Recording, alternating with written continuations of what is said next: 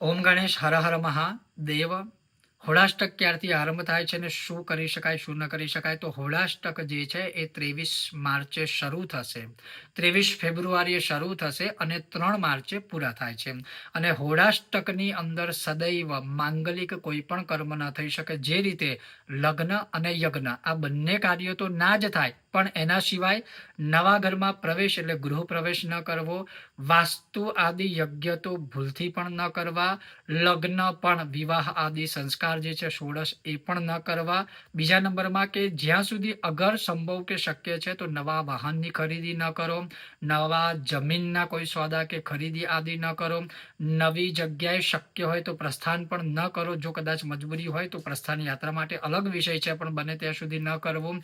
અને એના સિવાય કરવું શું? તો આ હોળાષ્ટકના 8 દિવસોમાં તિથિ અનુસાર જે છે એ આપણે આપણા ઈષ્ટ દેવતાનો જે કંઈ મંત્ર જાપ હોય, ગુરુએ આપેલો મંત્ર જાપ દીક્ષા શિક્ષા હોય એના જેટલા બને એટલા મંત્ર જાપ કરવા. નિત્ય કર્મ પૂજાપાઠ અવશ્ય કરવું અને એના સિવાય સ્તોત્ર પાઠ આદિ પણ કરવા.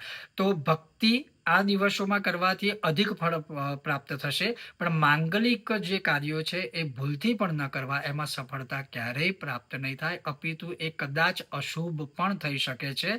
તો આ કોઈ વહેમની વાત નથી, પણ આ કાર્યો આ દિવસોમાં ન કરવા.